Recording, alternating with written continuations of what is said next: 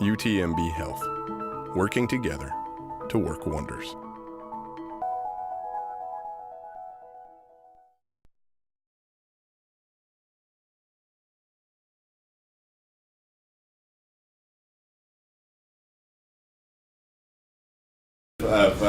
Of timeliness on my side.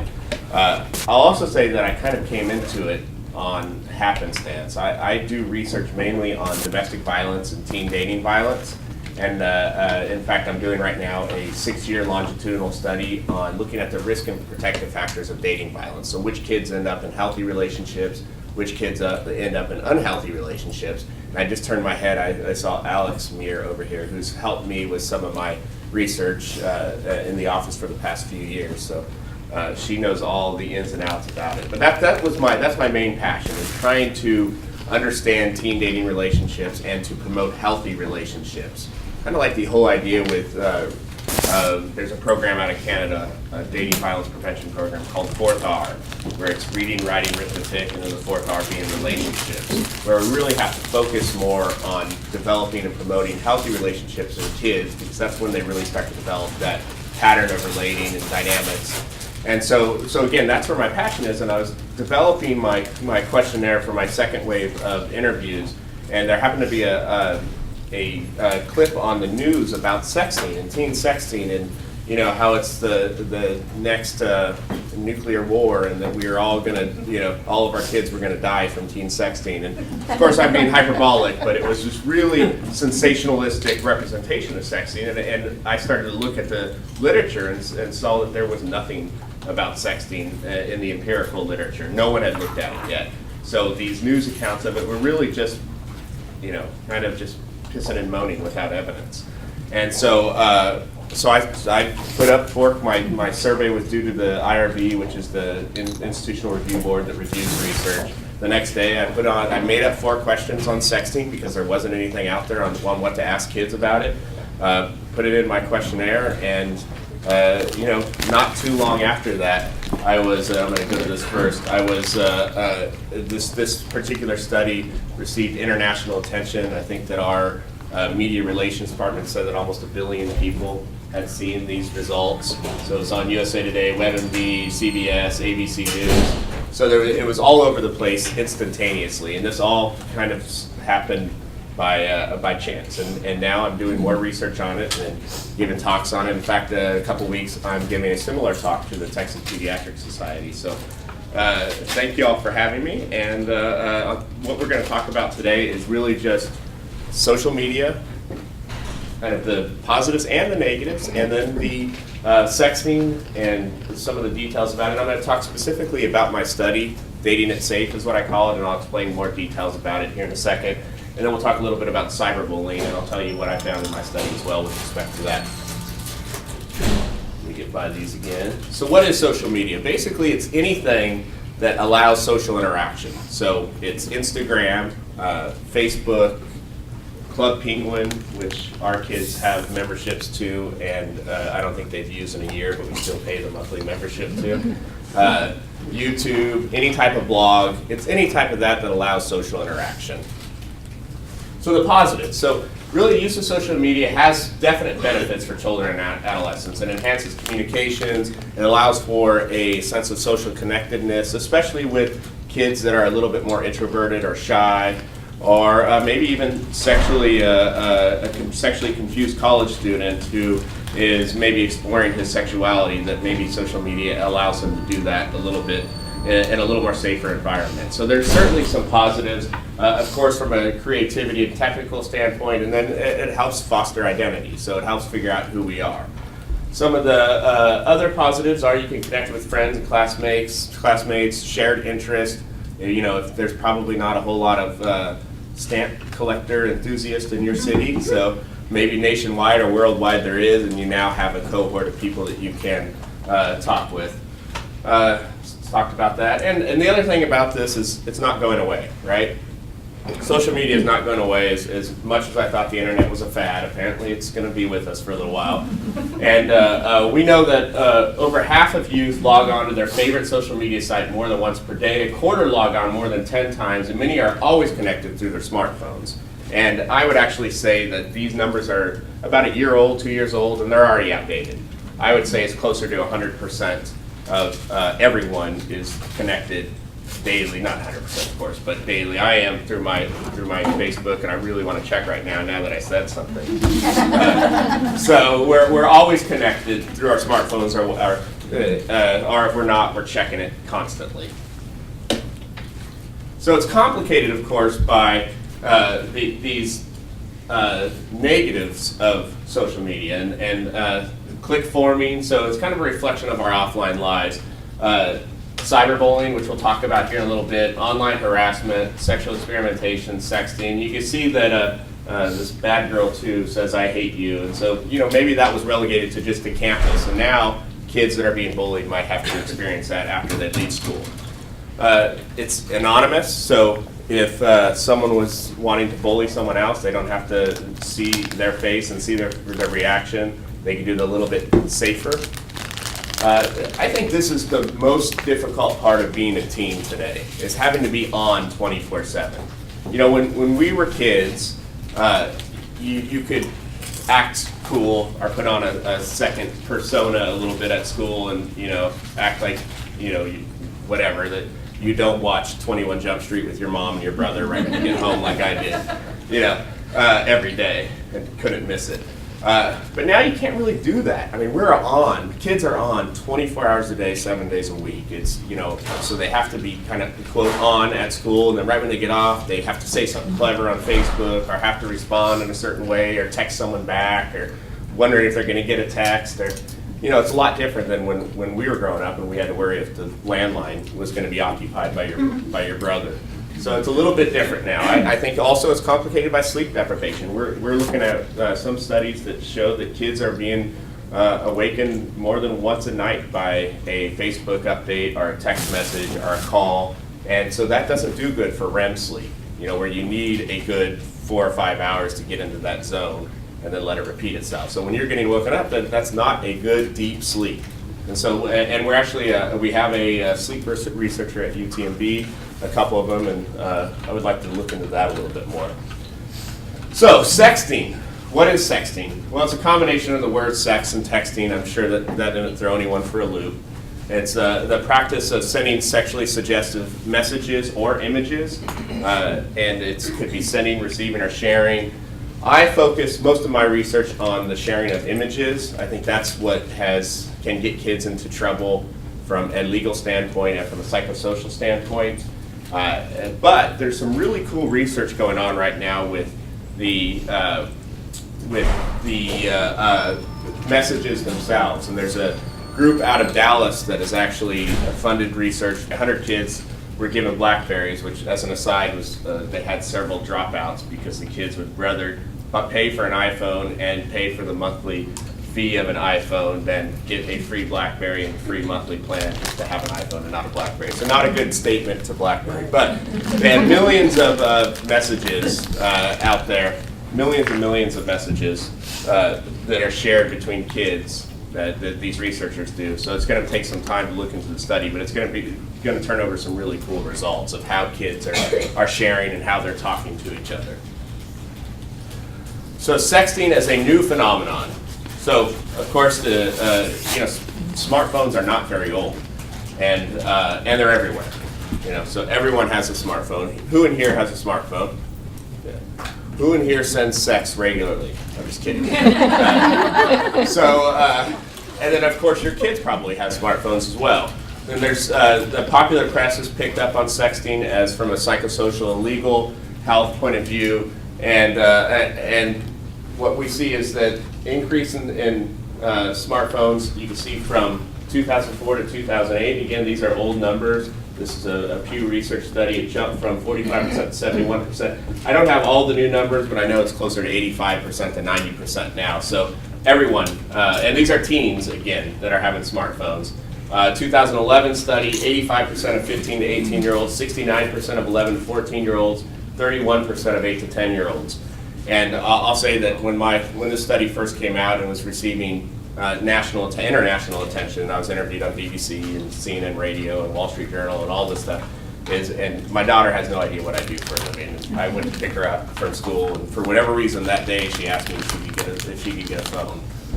And I said no, but we did relent. She does have one now. So some other things I'm gonna do a little bit of an aside here is when I was doing these national media interviews, a couple of interesting or funny stories happened. One, I was talking to this Atlanta radio station, and it was a conservative radio host. I'll spare him his name.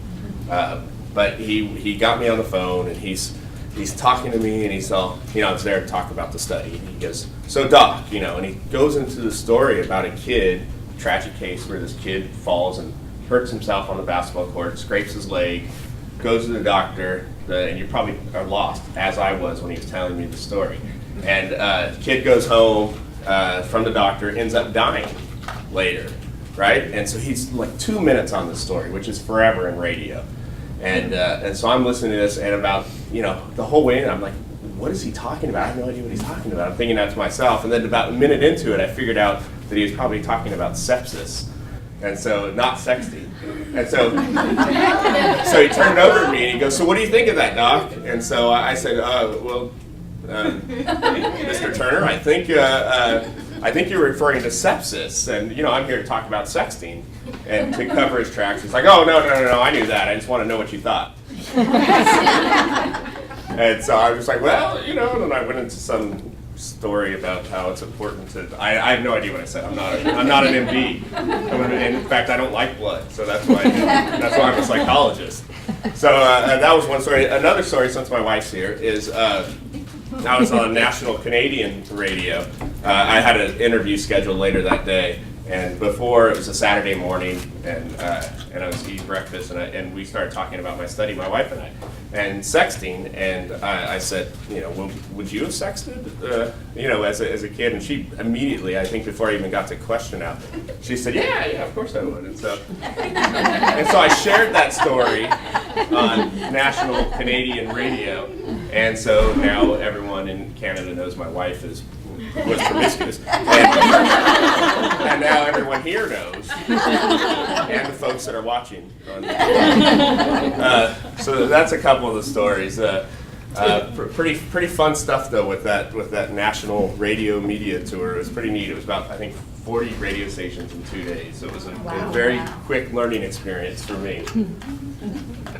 All right, so let's see. So it just is texting, not sexting, so don't be too alarmed. 2.5 billion text messages are sent per day in the U.S., and kids between the ages of 12 and 17 about 60 times a day. And so that was in 2011, up from 50 in 2009. My guess is that it's probably up another 10 or 15 or so. So here's one of the tragic cases over sexting. This was a young lady by the name of Jessica Logan, who's, I think, from Ohio, who she was dating a boy, sent her a picture of her breast to her boyfriend. They ended up breaking up. He sent her picture to everyone in her school and a couple neighboring schools. And after that, she started to be teased relentlessly, so much so that her mom claims that that's what contributed directly to her suicide. And in fact, they just sued the school district and made some money, which worries me, as I'm for those of you who don't know, I'm the vice president of Galveston School Board. And so we made sure that we had some policies that were directly related to this, both because we have really great people at the district and as a result of this study that I'm about to tell you all about. So there's also legal implications. There is actually, if a 16-year-old sends another 16-year-old a picture of her or his naked body, that is considered child pornography in many jurisdictions. And if the receiver stores it and has it on their phone, even though they're 16 as well, that also can be considered child pornography. And there has been. It's pretty rare that it happens. Most times, I think that the prosecutors have a better head on their shoulders, and they realize that it shouldn't be considered the same thing as molestation. But it can happen, and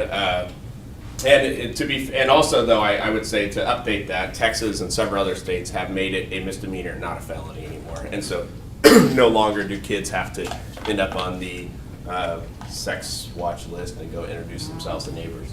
Jeez.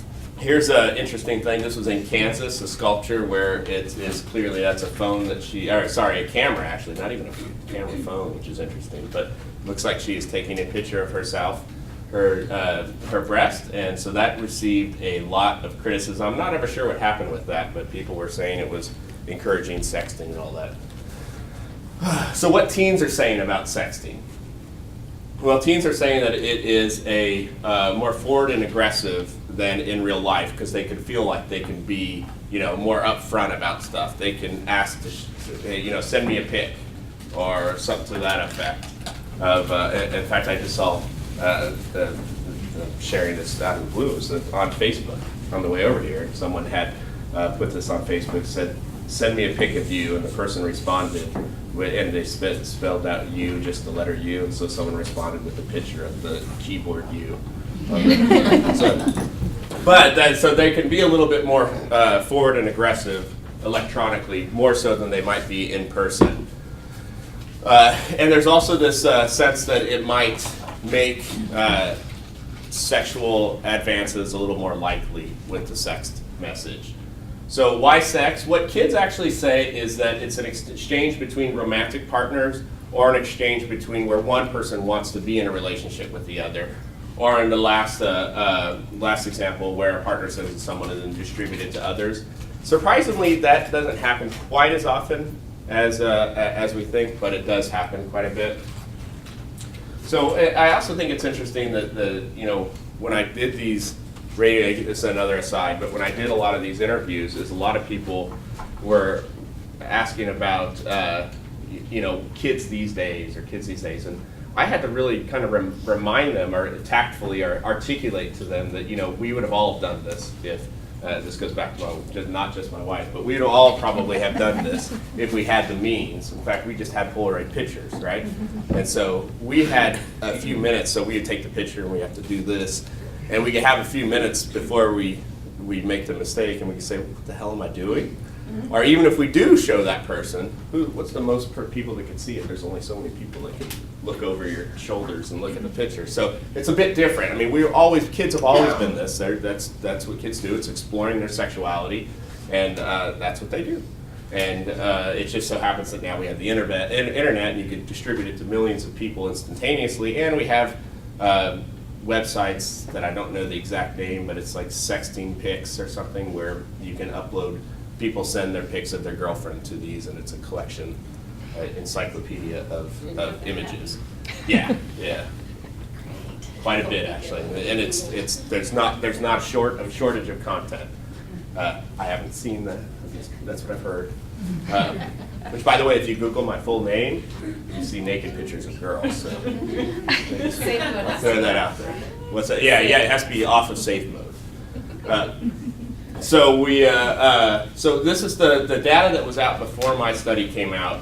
It was all based on internet surveys, online surveys, which are great, but it's basically whoever wants to click on it can go to it. So we don't have any real kind of research control over it. So there's this first one was the National Campaign to Prevent Pregnancy, and that was done by MTV and Cosmopolitan, I think. And so what they found was that 19% of kids have sent a sex message, 31% have received, and you can see how much it varies. This last one is very low, but we can't read too much into it. That was a study that was actually done with landlines, with parents present, so it wasn't even done with that. So it's probably an underestimate of what's really going on. So, should we even care, though, about sexting? Should we care? I mean, don't get me wrong, I don't want my daughter to send a naked picture. I don't want her to receive a naked picture. But should we care? Does it have importance? Does it have public health implications? Should it be something that we care about as a society? And maybe it is a predictor of sexual behavior. Maybe it is something that says that they are more likely to have sex or something to that effect. And we don't know if it's a chicken or egg phenomenon, if it is related. So is it, in this instance, is it maybe a gateway to sex and risky sex? Does it a safe way to introduce sex in a relationship? Does it escalate the level of flirtation within a relationship? So if that's the case, then yeah, maybe we do need to worry about it. Or does it come after you have sex? The sexting is a consequence of sex, as in, you're no longer uncomfortable with your naked body around that person. It kind of, you're more likely to need something else for your flirting if you've had sex now that you can't just, maybe it needs another level of flirtation. So that's what we wanted to test, and so we did this study, and it's published in the JAMA Pediatrics, which is a pretty good pediatric journal, and we looked at just sexting and its association with sexual behaviors. But since it was one of the first studies, we also drew a lot of attention was the prevalence of sexting. And this is part of my longitudinal study that I talked about a little while ago. So it's a 6-year study of over 1,000 kids throughout the Houston area, including the school that your daughter is at. And we included 4 sexting items. This was, have you ever sent, have you ever received, have you ever sent, have you ever asked, have you ever been asked, and then how much, if you have been asked, how bothered were you by being asked? So what we found was, this is just a description of the sample. This is very consistent with national samples. This is just to show you that it looks like the rest of the kids in the country. It's a little bit unfortunately that ever had sex. About half of them have had sex. This was mostly 10th graders, some 11th graders. About half have had sex. Of those who've had sex, about half of those who had sex have had sex with more than one partner in the last year. And then of those that have had sex, about a third of them have had alcohol or drugs before the last sexual episode, which is important because that is when unsafe practices happen. So not using condoms, not withdrawing, perhaps having sex with people that you don't know as well. So sexting results. So this is what we found. So this is some pretty cool stuff. So we found that females and males were almost exactly equally as likely to sext. Actually, you know what? Let me go back to this, because one of the questions that I get a lot is, how do you know they're telling the truth?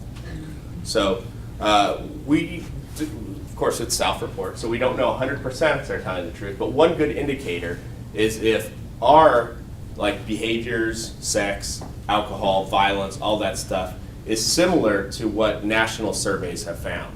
And we found it very representative in that sense, that all those behaviors look like national behaviors in terms of prevalence. So they're either all in a big conspiracy and lying together nationally, or it's a pretty close estimate. And so that's why we think they're telling the truth.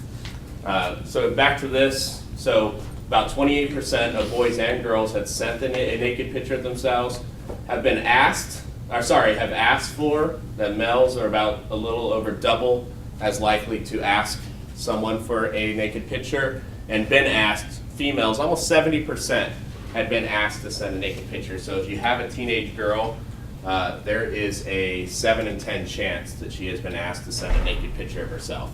But even males, a little under half have been asked. And then you look at this, the bothered by request. So this is of those that have been asked, how bothered were you? Now I will say that this is a pretty weak question. This is one of those things, the drawbacks of thinking of questions the night before you put it into your survey, is that we don't know what bothered means. Does bothered mean embarrassed? Does bothered mean feeling harassed? We don't know what it means. We also don't know if maybe they weren't bothered by their boyfriend asking them, but they were bothered by the creepy guy in math class texting them and asking them, which is important. We don't know that, but a lot of the press that picked up on the study said teens are bothered by sexting, do it anyway, which isn't really accurate, and it's my fault as a researcher, but it's not really accurate because, again, they could have been bothered by the creepy guy, but not at all bothered by and they didn't send it to him, but not at all bothered by their boyfriend and did send it to him. So that's something that we worked on with later studies. And then if you look at this, females were pretty bothered by it. Well, again, we don't know who it was bothered by, but over half were bothered a lot or a great deal. But even if you look at males, over half are bothered a little bit, a lot, or a great deal by being asked. So again, not knowing what bothered means, but they are bothered in some way. So this, I'll help you read this so this is, of those who have sent a sext, 98.8% have dated. which you would expect, right? 79% of those have had sex. So if you sent a sext, there's 79% of those that have sent a sext had sex. And I'll compare that to other numbers here in a second, to actual sex. So for girls, there's a significant association between all three sexting behaviors, so asked, been asked, and sent, and all the dating and risky sexual behaviors. So that's dating, sex, and alcohol or drugs before sex, and multiple partners in the last year. So all three of those, all three of the sexting behaviors are related to that. And you can see here's the difference. So for girls, if you had sent a sext, 77% have had sex. But if you had not sent a sext, 42% had had sex, which basically means that almost double the chances of having sex if they had sent a sext. The other thing that was pretty interesting, if they were not at all bothered by having been asked for sex, they were more likely to have had sex. So you can see that big difference there. For boys, we saw a similar pattern in that about double, if they had sent a sext, where about 82% have had sex versus 45% had sex that had never sent a sext. Interestingly though, unlike the girls, there are no significant associations among the degree to which boys were bothered by the request for sex and any of the risky sexual behaviors. So for boys, sexting was not related to risky sexual behaviors, but for girls it was. And we had couldn't figure out why this would be the case, but we started to think maybe there's this old double standard applies here as well. That, you know, if a guy has sex, he's cool, a stud. If a girl has sex, she's a slut, she's a whore.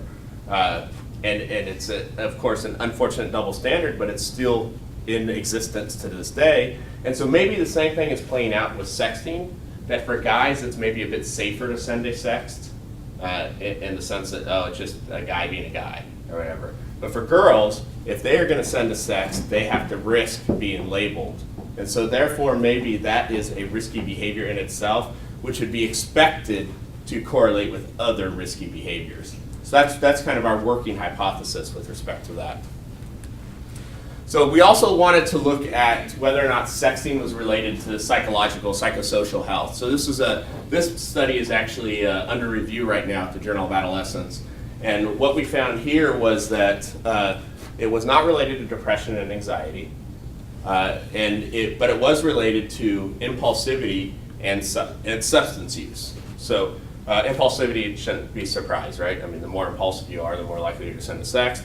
And substance use, that could be related to that for a couple of reasons. Maybe it is that you send sext when you are drinking or on drugs, so your inhibitions are lowered, or it's just kind of correlated with other kind of impulsive behavior like substance use. So it could be one of those two things, but it's pretty interesting and a pretty, you know, it's not the strongest of relationships, but that's after adjusting for, after considering whether or not they've had sex, considering age, considering gender, and ethnicity, and socioeconomic status. So it's considering a lot of factors, and that even after all those, sexting was still related to impulsivity and substance use. All right, so we're about 30 minutes. Oh wait, I want to do this first. So what can y'all do about teens and sexting? I think that the most interesting thing I saw with the radio and a couple of the TV interviews that I did was that everyone was really shocked by this prevalence of sexting. You know, 28% of kids are sexting. I can't believe that. That seems too high. Well, for one, just as another story is if you say that number to folks that are in the schools, they don't think it's too high. They think it's too low. They think half or over half of them are doing it. So it wasn't too low for those folks. But for folks in the media, that it was, you know, that's so high. Why is it so high? What are we going to do, kids these days? But when you start to really look at it, it's a lot less than kids than those that are actually having sex. So what I really tried to emphasize with parents and when I did the media interviews is, you know, let's not get carried away by this, because it might be an indicator of actual sexual behavior, but more kids are having sex than they are sexting, so that's where our priority still should be in promoting safe sex or abstinence when appropriate. And the other thing I emphasized here was let's use this as an icebreaker to talk with our kids or to talk with our patients about actual sexual behavior and risky sexual behavior. And probably a bunch of kids throughout the nation hate me because during the radio interviews I would say, well, if you're driving with your kid right now and you're listening to me, because they would ask what, I would say, turn to your kid and use this as an opportunity to ask about sex and ask about safe sex and maybe start the conversation off with, what do you know about sexting? Is this study accurate? What are you and your kids doing? And then let it develop into a conversation about sex and safe sex. And so that's really what I tried to emphasize with this. Sexting, is it important beyond just the fact that we don't want our kids to do it? Maybe it is related to sexual behavior. Maybe it does increase the likelihood of sexual behavior. We're looking at that with some of our data. But I think regardless, the most important thing to come out of this study is getting parents and doctors to talk to their kids about sex and safe sex.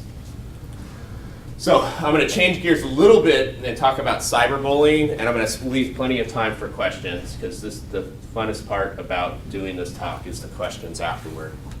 So cyberbullying is basically what you think it is. So it occurs online, and it looks like traditional bullying, teasing, picking on, name calling, all that stuff. It's associated with same thing that traditional bullying is associated with, lack of peer support, negative school climate. Victim generally does know the perpetrator despite the fact that it's online, and there's approval of bullying by the peers. So we know that traditional bullying is still more commonplace than cyberbullying. Youth most at risk of receiving inappropriate sexual solicitations are those that share personal information and talk to unknown people about sex. So that's something I think a red flag there. Consequences are similar to traditional bullying: depression, low self-esteem, decreased self-esteem is a little bit of a funny variable, but we do see it in there. Decreased academic performance.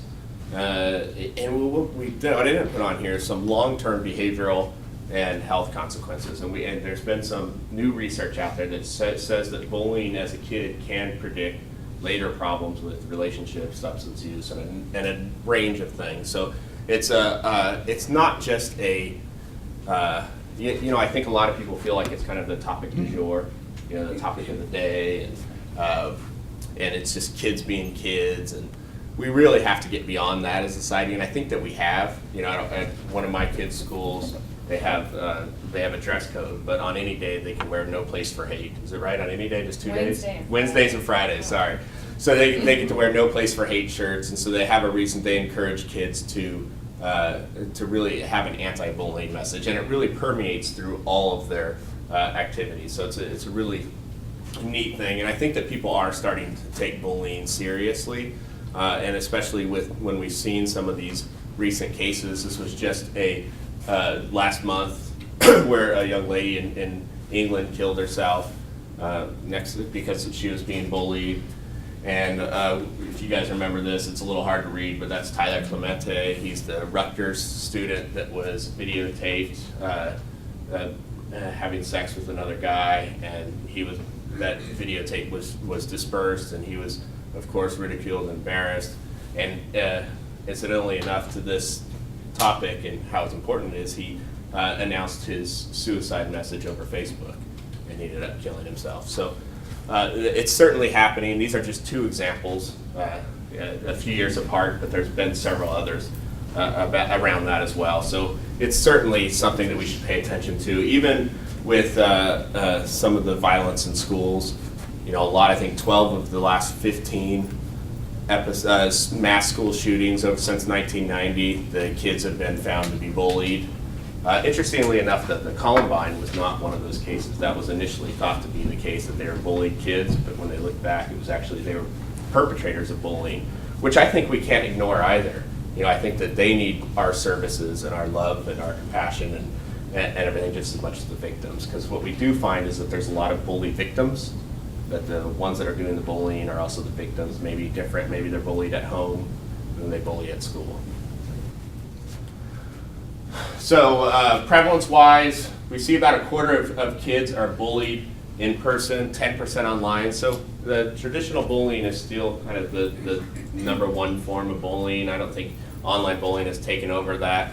But online bullying does have certain quote-unquote advantages over traditional bullying for the perpetrators. It's anonymous.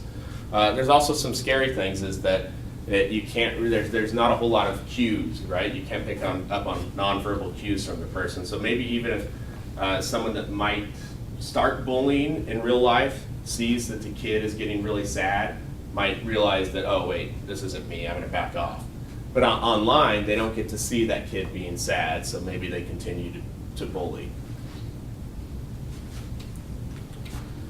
So what we did on this study is we looked at, on my Dating It Safe study, it's that longitudinal study, we looked at traditional bullying and online bullying, and we found some similar statistics to what I just reported. About a third of them, a third of girls, 42% of boys report traditional bullying in the last year, and then 12% in each, the boys and girls reported online bullying, cyberbullying. So very similar to some of the national statistics. And then I took it a step further and wanted to see how it relates to teen dating violence, because there's these theories out there that maybe what's happening with dating violence is that it starts out as bullying, peer-to-peer, same-gender bullying, then those same kids are the ones that are in dating violent relationships, and then those same kids are the ones that are in partner violent, marital violent relationships. So my theory is that if we can prevent partner violence, well, we need to prevent dating violence. And if we want to prevent dating violence, maybe we need to prevent bullying. And so that's why I started to look at it from the dating violence perspective. And what we found was pretty interesting. For girls, those who perpetrated physical dating violence against their boyfriends were more likely to report perpetrating traditional bullying and cyberbullying. So for girls, it suggests that maybe if we can prevent bullying or intervene at the time we know of bullying, then maybe we can prevent their future perpetration of dating violence. For boys, however, we did not see that overlap. So I think more research is needed in this area, but some pretty cool stuff.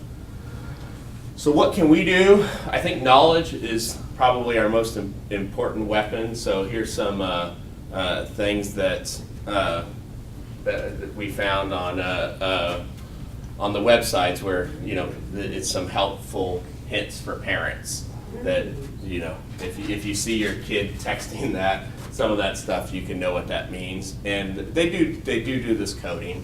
The other thing that they can do is with like Facebook, they can make their privacy settings where some people can see some stuff and not everything. So I believe they could make it to where their parents can see feeds from their, is this true, Alex?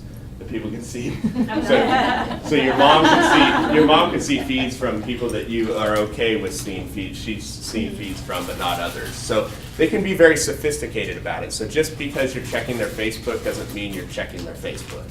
So we have to kind of increase our knowledge about what that means, and supervision. So I think that I have a policy that my wife and I have a policy that with our kid, they're still a little too young right now, hopefully, but if we're paying for the phone, then we have access to it. We can look at it if we want to, and we'll probably take this stance that if you don't give us a reason to, we're not going to. But as soon as you do, it's ours, and we can look at it as much as we want to, and we get passwords to everything. And we'll same policy with Facebook until they reach 18. So if they give us a reason to, we'll look. And I think that that's an okay stance to have.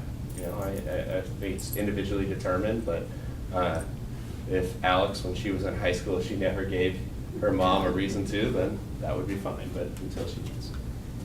So discussing safety, I think, is an important thing to do with your kids. What does it mean? Also discussing kind of the permanence of this, and the fact that kids are kind of making a brand for themselves. So they can make a very negative brand for themselves. And as you all know, that employers are looking at this. Colleges, I think, are looking at this now. I imagine especially some of the smaller schools that have the means to look at the students that apply. But this is going into credit decisions as well. So credit companies are looking into Facebook profiles, job searches. So I think somehow communicating that with kids and What I found is that kids are a lot, I don't think they get as much credit as they deserve. There's a lot of the kids that I've talked to know this. Some I talk to are not online, are not on Facebook for this reason. They just don't want to be caught up in it. So, of course, there's a lot that don't know about it and don't care. But, it's something that I think talking to them about, and talking to them about them early when they actually care about what you have to say. So, before they reach 12. So defining what an online friendship means, and then really that reputation management. And I think that reputation management, whether it's offline or online, is important.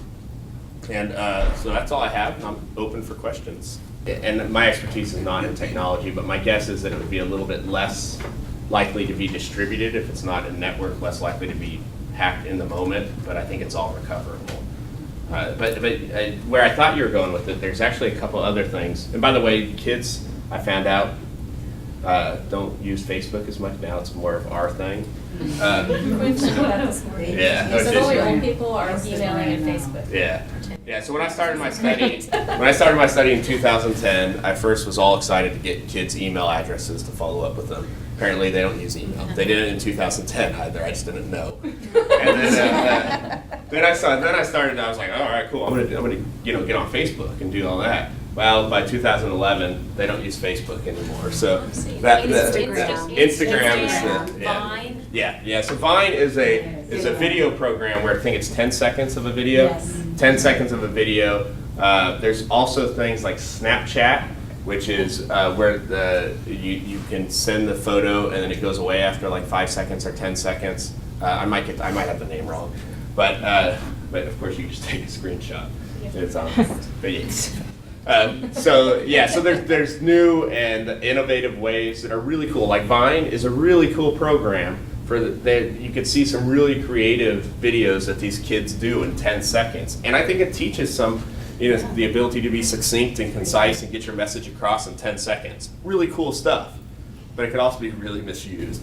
And I think that's something that we have to pay attention to, whether it's Vine or Snapchat or Facebook or Instagram, all these things, and it goes all into the reputation management and everything else. Yes, sir. What are the laws about cyberbullying? Do they ever enforce that much, or is it just kind of ignored and Well, that's a good question. Now, bullying itself has really only a recent history of being prosecuted. So even traditional bullying or cyberbullying, it's only been recently that the courts or anyone beyond social scientists have looked at it greater than kids just being kids. So I think that everything is catching up to it. I'll admit that I don't know the laws as well as I should with respect to cyberbullying, but I know like school districts, they have really policies that you can, even though it's not occurring on school campuses, if you're cyberbullying at night and it's affecting the academic performance of other kids, that they can be disciplined from an academic standard. From a legal standpoint, I think that I know that people have been prosecuted for bullying, like the Tyler Clemente kid, the kid at Rutgers, the one that did the cyberbullying, took the video and dispersed it. I know he was. I don't know what the final case was on that, but he was brought up in court against the state of New Jersey, I believe. Yes. What's the percentage of the responsibility these networks take as far as cyberbullying and sexting and all of that type of stuff? Where do they say, okay, this is my responsibility to do something about this person's page? You mean like Facebook or? Yeah, or even Instagram, because I noticed on Facebook you can report it, but what responsibility do they have to see these things and address them? I think that's a great question. I think that is probably more than anything the threat of that. I don't know how much it's happened, and I don't know how much legal responsibility they have, but sure enough, they'll be brought up in suits if they haven't already, and that's going to cause them to look at things differently and change the way they operate. Facebook is pretty cool in that they've done some things like with suicide. They can pick up on someone that might have the profile of depressed and suicidal, and actually have the little things that come up and with the suicide hotline number and stuff like that. And you can also report to Facebook like, hey, I think this person's suicidal. So they have done some really neat stuff with that. I don't know what they've done with bullying, but I think if not for moral reasons, legal reasons will spur him to do something.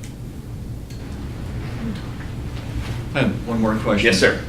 What percent of your teens do you think were in same-sex relationships? It's a great question. Wouldn't the results be quite a bit different for those types? I would think they'd be real reluctant to send an invite to somebody else unless they knew they would get a positive response, because there'd be a terrible repercussion if they sent it to the wrong person. That's a great question, and we know very little about it.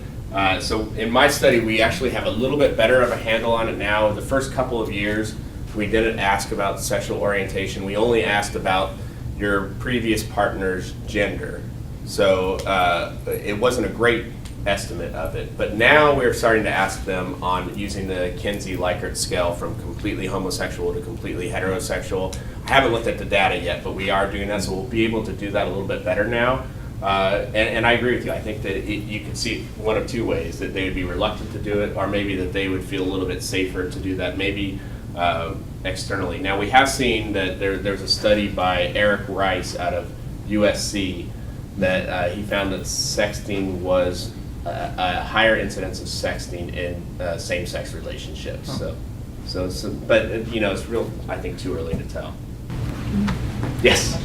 So on MTV they have this show called Catfish, where they show people having long distance relationships, but sometimes they find out that the other person is same sex, or a person they didn't even date. Totally different. What kind of repercussions is that having on their psyche? Let's say it's this 18-year-old girl who thinks she's texting this guy, and it's a 80-year-old female or something. Something bizarre. Yeah, I think I think the best example of that is Matt Taiteo. Oh. He's was the football player for Notre Dame that's now playing for San Diego Chargers, and he had what he thought was a girlfriend in Hawaii, and it ended up being a male. And I don't know the whole details of that, of how much he knew or how much he didn't know, but he certainly, you can see the repercussions of that in terms of his players teasing him and people teasing him. And of course, that's a high-profile case. And I'm sure this happens quite a bit with younger kids that are thinking they're carrying on a relationship with the same age teen of a different gender, and it turns out to be someone else. Long-lasting repercussions? I think it certainly could mess with from a psychological standpoint. I think it certainly could mess with the kid, yeah, and especially their identity formation, identity development, and questioning their sexuality or anything else. Absolutely. Do you know anything about the relationships of this kind of data to teen pregnancy data? Yeah, that's an excellent question. Not further than the fact that they're more likely to have sex and risky sex, which you would think that they would be more likely to be pregnant. So again, but that's not causative. Sexting doesn't cause people to have sex. It's just related to. So we don't know if it comes after or before. But if we know that it's related to, then that opens the door to talk about sex and safe sex. And if they're having sex, they're more likely to be pregnant than if they're not having sex. And if they're having risky sex, they're definitely more likely to be pregnant. So if we know that sexting is related to that, then maybe that gives us an avenue to talk to kids about safe sex. And what does this mean for, let's say, for education programs? Like, parents probably need educated. I don't know, probably need some help. What about the school districts? What would their role be? I know they usually don't like to get involved in much beyond the academic curriculum. So what are some I think that education? I think one thing for school districts that we should do is have first I think we should have health classes. And as some of you know, Texas no longer mandates health classes in high school, which is, for many reasons, it's not a good move on their part, and that I think kids could use a number of health, not just related to sex, but substance use and screening for a variety of physical ailments. And really part of that, I think, should be an online safety component to it. So you can include things like cyberbullying and sexting and all that. Well, Asher, our 8-year-old in their school they start with technology and they have that internet safety thing. I think that's great. Yeah. So I think, yeah, so find a way to put it into the curriculum, whether it's a technology class. I almost said typing, but they don't do that anymore. So, find a way to embed it into the curriculum is a good idea. All right. Well, thank you guys very, very much. I appreciate it.